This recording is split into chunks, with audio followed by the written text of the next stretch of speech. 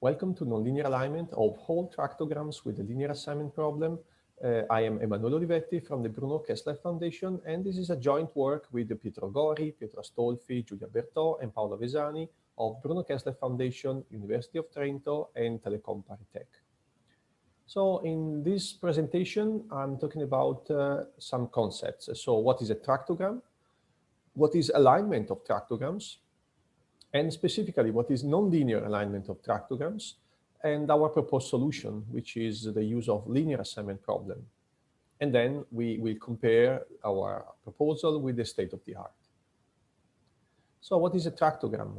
A tractogram is the virtual representation, mathematical representation of the white matter within the brain. You can see here on the left side, there is the real brain dissected. On the outside, there is the cortex. On the inside, there is the, it's in lighter color, the white matter, which is highly structured. Now, with this reddish color here, we have colored the arcuate fasciculus, which connects two cortical areas, and the axons of the neurons connects these two parts. On the right side, we have exactly the same thing through diffusion, magnetic resonance imaging, and tractography techniques via reconstruction and tracking. We can reconstruct mathematically this an approximation and high-level approximation of the pathways of these axons. And here on the right side, we have the corresponding arcuate fasciculus. So what is alignment of tractograms?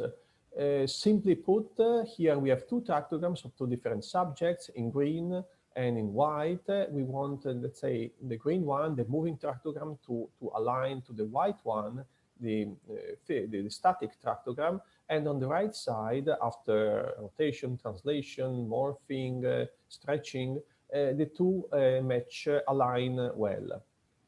So this is the problem of alignment of tractograms in short. So there is a literature on aligning tractograms, and let's say the methods in the literature are divided into groups: linear alignment and nonlinear alignment, and then they are also divided in voxel-based method and streamline-based methods. Voxel-based methods do not use streamlines or tractograms in order to compute the alignment, but they refer to voxel images like the T1 static structural image of the brain, or the FA, fractional anisotropy image of the brain computed from diffusion and derived data. And these are the most popular tools like FLIRT of FSL or ANTS. And just to mention the two main ones as linear and nonlinear. On the streamline-based, since here we want to align tractograms which are made of streamlines, we have a streamline linear registration as the most prominent, most adopted linear method. And on the nonlinear one, the literature is not yet there. So there are algorithms like Deformetrica or our algorithm that we developed some years ago about graph matching, but they don't scale up to full tractograms, only to, let's say, bundles like the arcuate fasciculus you have seen above. But anyway, this is the best we can find at the moment about nonlinear and streamline-based. Our proposal is to find corresponding streamlines between two tractograms. So here again, we have the static and the moving tractogram, and the yellow line is a representation of which streamline of one brain of a subject corresponded to which streamline to the other brain of the other subjects. This idea was presented before by our group in some work, for example, in 2016. One is about the graph matching that I just mentioned, and another one is about, again, the linear assignment problem, but it was just for segmenting bundles and to dealing with just a portion of tractograms. So in this new work, our proposal is to find, again, corresponding streamline using the linear assignment problem, but to scale up to entire tractograms.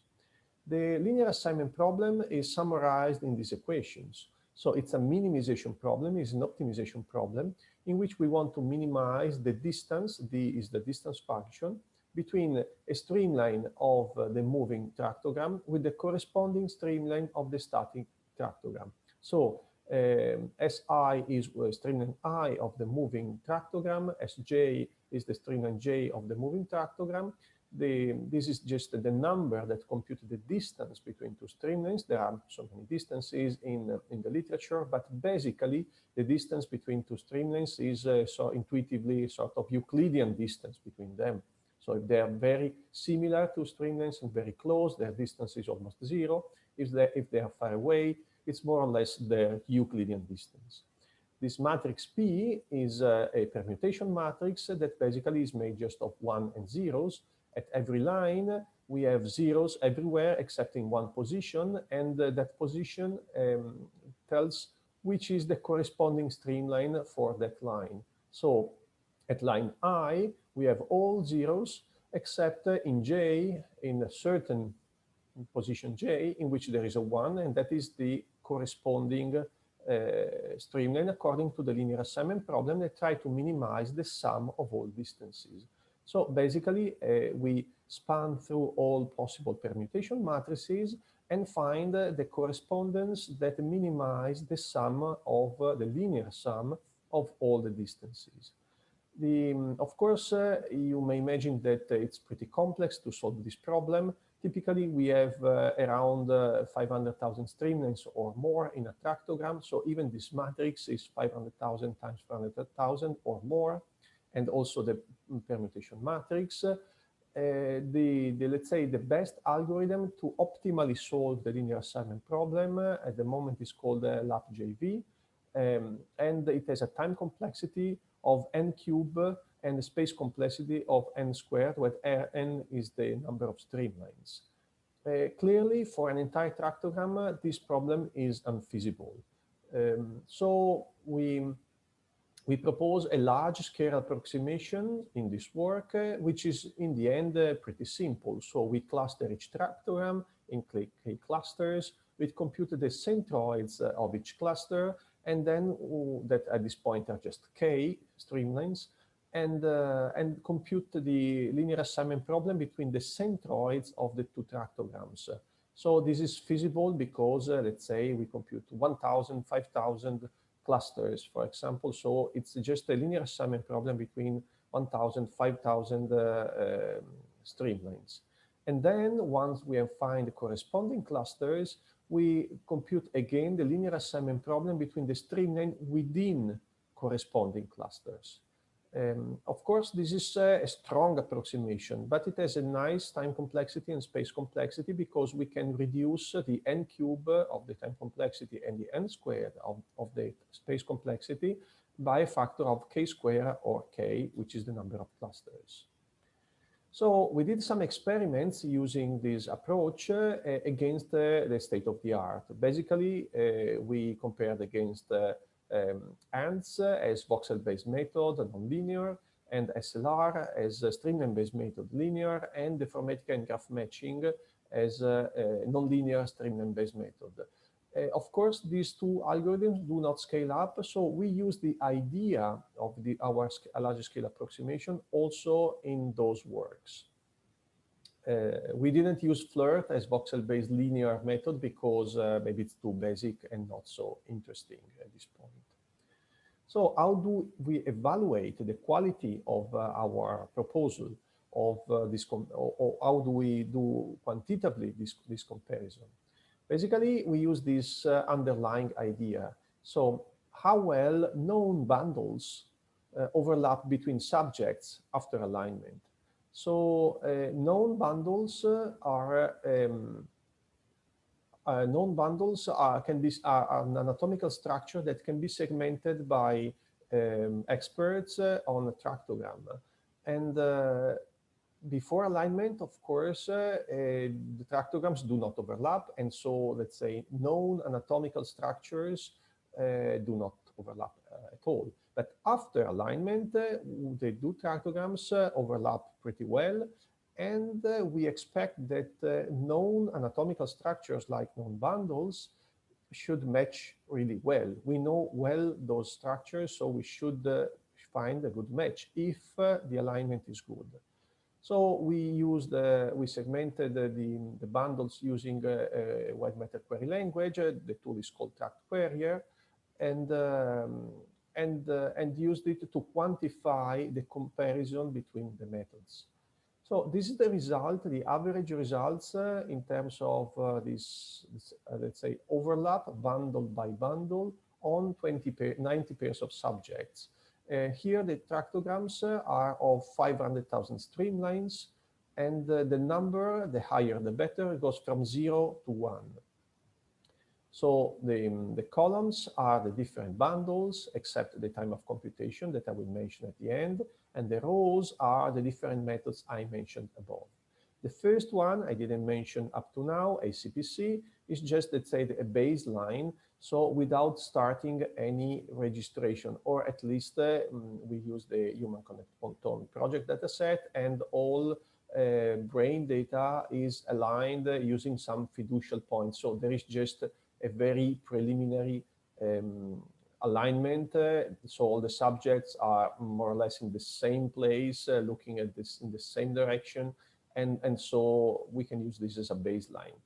Then we have streamline linear registration. We have ants using T1 images as images on which the nonlinear registration is computed, or fractional anisotropy, FA images.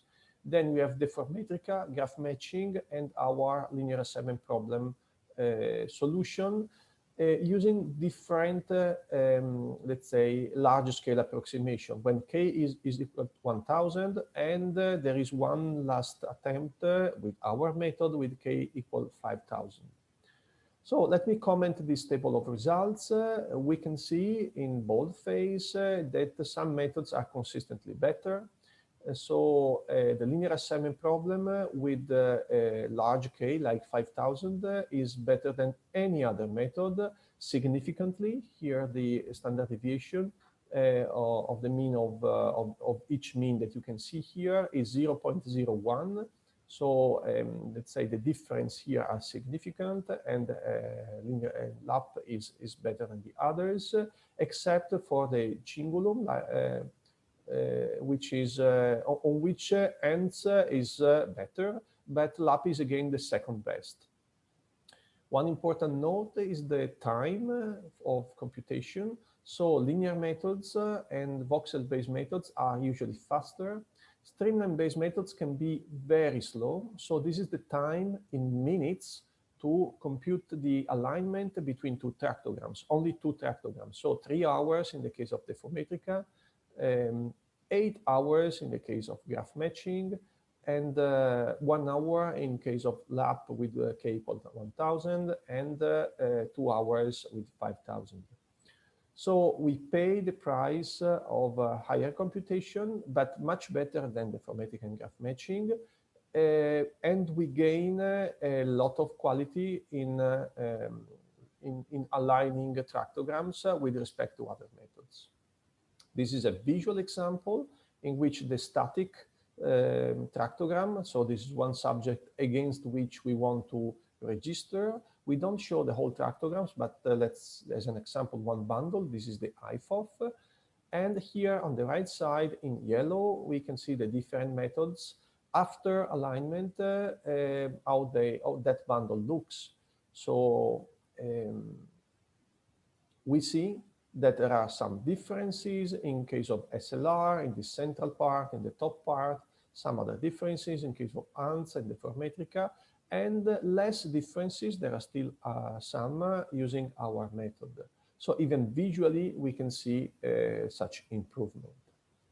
Okay, as just to conclude, as a take-home message, the linear assignment problem-based alignment can scale up till 500,000 streamlines, which was not feasible without the crude approximation that we propose. I write crude because the approximation is really, let's say, it's really strong.